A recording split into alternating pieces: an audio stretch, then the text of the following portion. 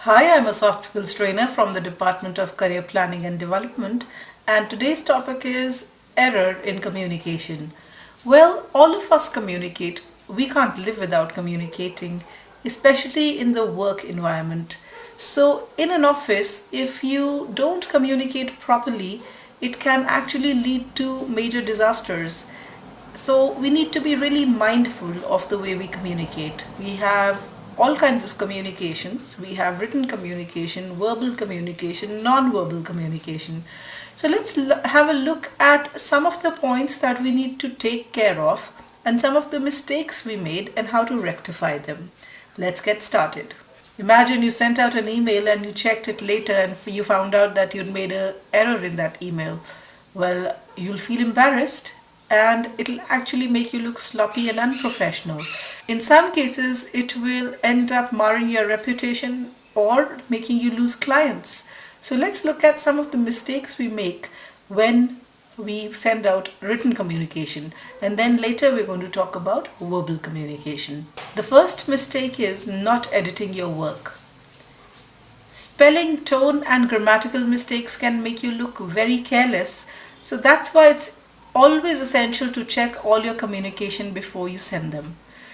Don't rely on spell checks, they won't pick up words that are used incorrectly. Instead, proofread your work and use a dictionary to look up any words that you are unsure about. It can be really difficult to find errors in your own work, so what you can do is ask a colleague to look through your work so that you can make him go through it and find errors before you send it out. Also, you can look at your own work and read it out aloud. So, if there is any mistake, it is easier to catch.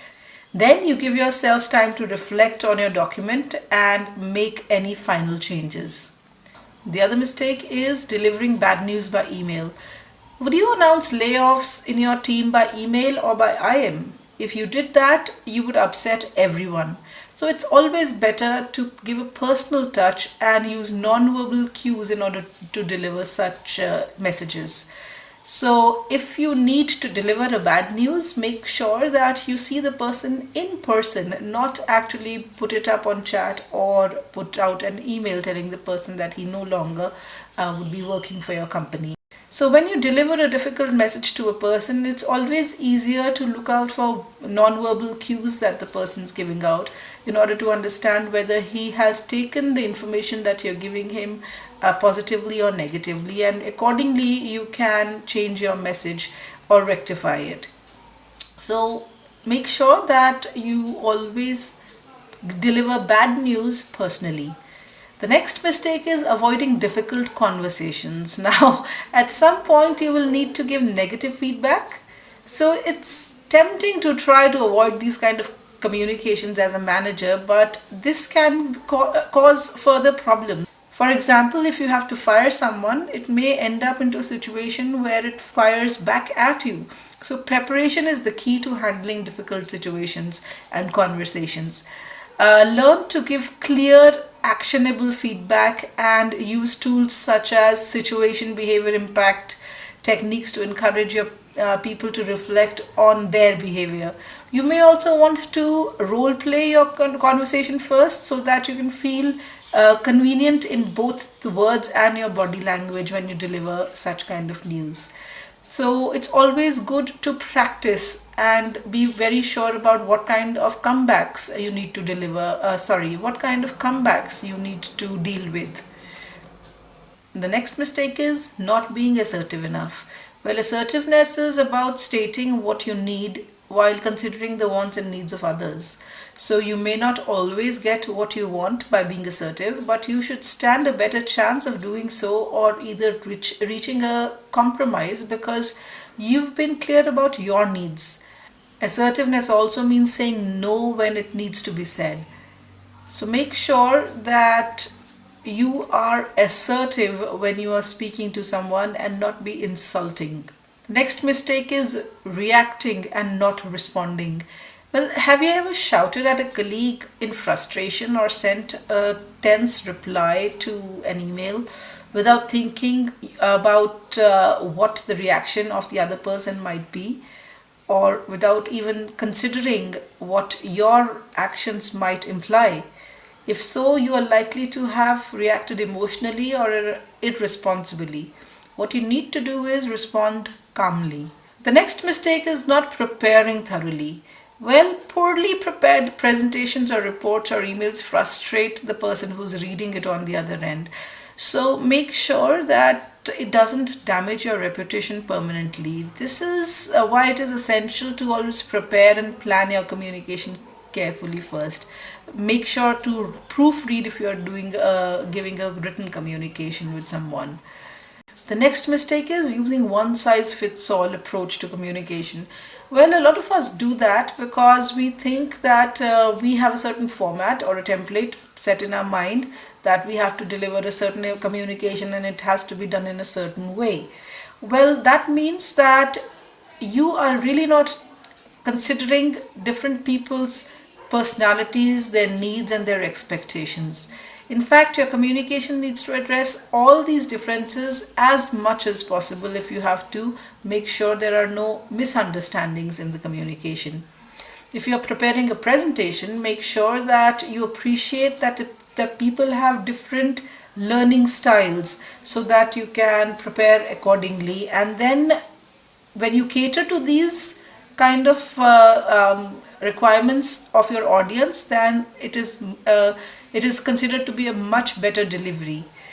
The next mistake is not keeping an open mind when meeting new people.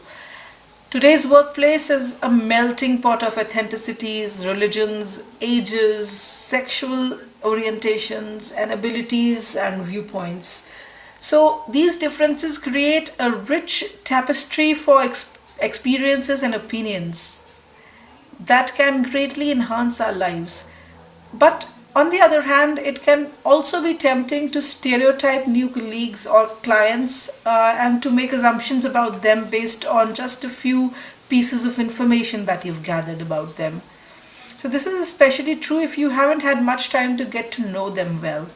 Assumptions can inhibit open communication because you don't consider this other person's own unique background or his personality or his experience. So make sure to set time aside to listen when you meet some new people. Give them a space to talk about their viewpoints and make time to really absorb these information pieces of information. Then you'll be able to make sure that you have a proper communication with them. Assuming that your message has been understood. For example, when you send out an email, you could encourage people to respond with questions or to reply if they haven't understood part of your message. So always take time to check that people have understood the message that you've sent out. The next mistake is accidentally violating others' privacy. Well, have you ever forwarded a sensitive email to the wrong person or sent an innocent attachment? Well, these kind of errors can cause serious commercial problems. So, they also end up violating people's privacy and lead to embarrassment and confusion at times. So, to avoid these kind of problems, write sensitive messages before you select the recipient and then double check the email address. If your email program automatically files an email address, then make sure that you are very conscious about choosing what email to send out to whom.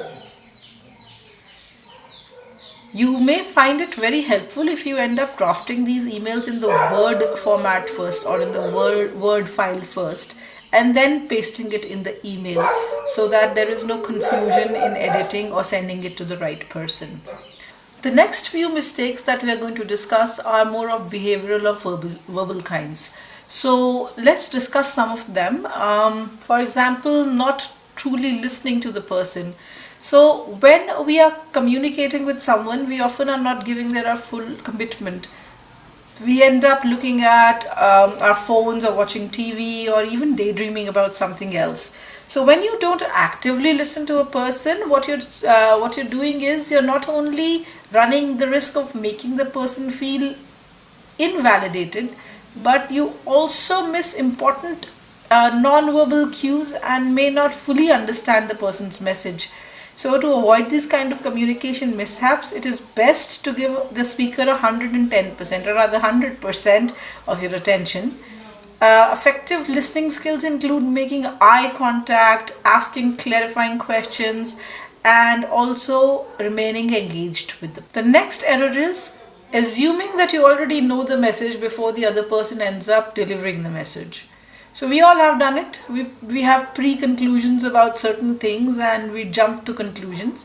We're listening to a certain friend speak and we already assume we know what it is going to be, and before they even finish their sentence, we assume we know what the person is about to say and we miss what the actual thing that is being said. So at least honor the speaker by remaining openly curious and listening intently to the message rather than predicting it, because that leads to miscommunication. So there are some key points that we need to take care of. That is, everyone makes communication errors in this time and age, but how do you rectify the situation and save your reputation is what really matters. So this was all about the kind of errors we make in communication and how to rectify them. Thanks for watching. Bye now.